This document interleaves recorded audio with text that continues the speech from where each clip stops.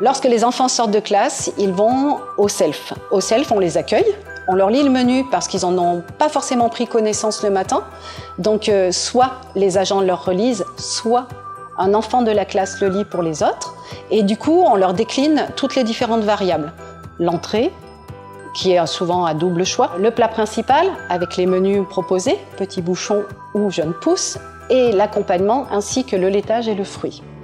Ils passent ensuite se laver les mains avec du savon pour avoir les mains bien propres et respecter les normes d'hygiène avant de passer à la distribution de la distinction de leur menu, c'est-à-dire par une carte. Ça, c'est fait par un agent de la ville de Lyon qui les incite après à aller vers les plateaux. Ils se servent des différentes composantes, le plateau, les couverts, le verre, la serviette et le pain. Ils peuvent choisir entre 1 ou 2 tranches de pain ou pas de pain du tout.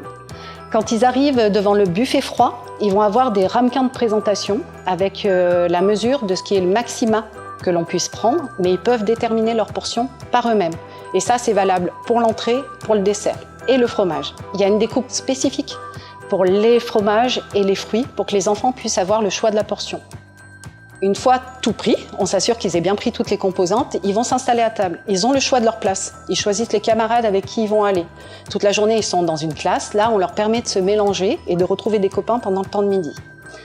À table, on choisit l'autonomie. Ils peuvent aller seuls chercher de l'eau.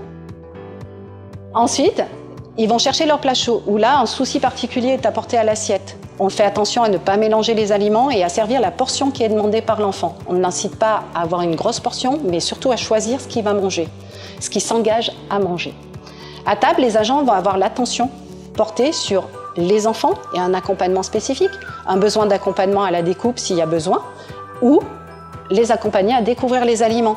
Est-ce que tu aimes? Est-ce que tu n'aimes pas? Est-ce que tu connais ce goût? Comment ça va aller? C'est un moment privilégié où l'agent a le temps d'accompagner les enfants à cette découverte des goûts.